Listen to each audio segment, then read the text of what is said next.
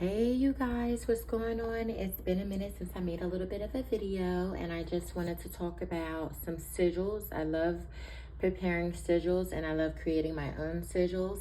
And with sigils you can charge it just like anything else. Enchanted, especially, it's rather charged as you're creating it, as you are speaking over it, as you are picking out what you have going on, what you want to create the sigil for, and what the purpose is. So there are various ways to create said sigils or symbols that are symbolic to what you have going on. There's so many ways to get it done. I love this way. Most times I incorporate numerology in my sigil, but mainly I just stick to the spell work. So for example, you're doing spell work for a client, protection work for a client, and you want to go above and beyond, right? You have your colors for protection, you have your spell for protection, your spell work for the protection, and you have your candles, you have your herbs, you have your clothing that you've enchanted, you have all your items that you've enchanted, your tourmaline, your black tourmaline, your black salt. You've incorporated your spirits and your energy that you're going to use and all these things. So to enhance or to bring forth more, this is just a little bit more to incorporate into your said magic. Example, here in protection, I wrote out protection in caps so that you can see what's going on. If I'm creating a spell word, then yes, I will only do, oh, this is cute. I have a, love that. I'm just picking out a wand here that I saw I sat here. But I don't see it. So anyway, we'll just use this. Okay, so most times when if I was gonna create a spell word out of this, then yes, I would Protect. I would cross out this T here, eliminate this O here, and then move on to creating a spell word.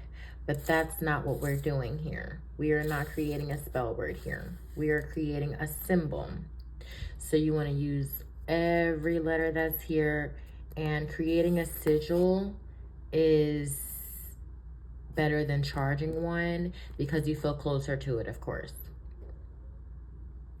Protection in numerology has 10 letters. 10 equals 1. So I said, oh, that's an eyeball.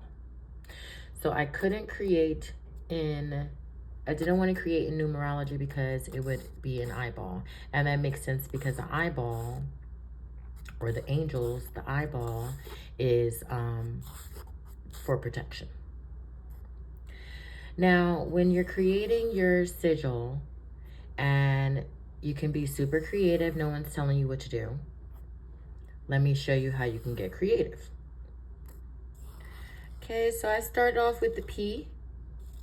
I drew this line here, and I drew this half a circle here. And then I said, oh, there's an O because I'm a little bit versed in this. So I just created then the circle for the O. Okay.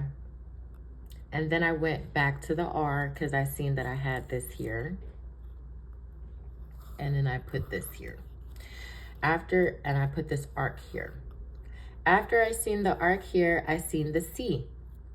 So I added a top arc right here. It looks like I just put it all together, but it all just happens here and there. After I did the C, I seen the T. I seen the E. So I put that in there. The I had created itself. The O was already there. And this is my N. This was already here.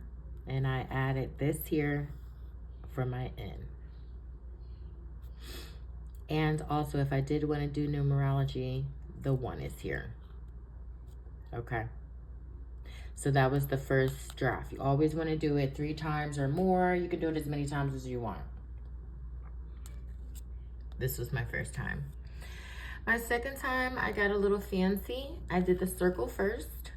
I put the so-called cross there, and then I did my T, put some lines there. The more lines, the more masculine energy you're drawing into your sigil. The more circles, the more feminine energy you're drawing towards your sigil. So you want to have both lines, ziggly lines, curves, and straight lines to ensure that you're incorporating both feminine and masculine energy, because feminine and masculine energy creates the golden child, the golden birth. Whatever it is that you're bringing together needs to be married. All your herbs, all your thoughts need to be married as one so that you can create the golden child. And the golden child in this instance is this sigil. And here is my protection sigil. After the 2 rough drafts, I have incorporated the colors of purple and blue for protection through research. I've incorporated my lines, some circles, some dots is also a feminine energy. Dots, anything that's curvage is dots, and anything that's phallic or a phallic, like a dick, like, you know what I'm saying, like a penis, anything that's like that is of masculine energy, and anything of curvage, swerves and all that things is of course masculine energy. Okay, so we are gonna get into it. I just wanted to show you guys what I had created thus far for some protection magic, so help me in charging this.